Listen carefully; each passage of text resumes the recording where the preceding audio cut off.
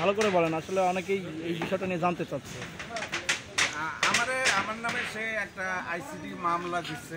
ওইখানে সে যে ব্যবসাটা করে, ব্যবসা বলতে ভাই আমি কোনো ব্যবসা করি না, আমার টাকা পয়সা নাই। মনে করেন আমি গরিব মানুষ, আমি শুটিং করে চলি বিভিন্ন জায়গা থেকে। সে জায়েদ খান কিংবা ডিপজল ভাই এদের মাধ্যমে আমি অনেক ক্ষতিগ্রস্ত হয়েছি, আমার বিভিন্ন ছবি থেকে বাদ দিছে।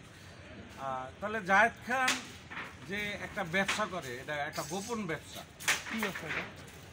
গোপন ব্যবসা বলতে ওই যে ট্যানারি যে চামড়ার ব্যবসা, ওরকম একটা ব্যবসা। তাই ভালো করে বলেন তো। মানে আমি একটা সাক্ষাৎকারে বলছিলাম যে জায়েদ খান মেয়ে লোক সাপ্লাই দেয়। এটা আপনারা খালি বারে বারে ভাই, এটার জন্য আমি আইসিডি মামলা খাইছি, অ্যারেস্টও হয়েছি। তো এটাই আমি বুঝাইতে চাইতেছি যে সে মনে করেন যে গাড়িটা, তার গাড়িটাও অবৈধ, টোটাল গাড়িটাও অবৈধ। সে আরও 2 যুগ যদি ফিল্মে অভিনয় করে, এরকম একটা গাড়ি সে চালাইতে পারে না।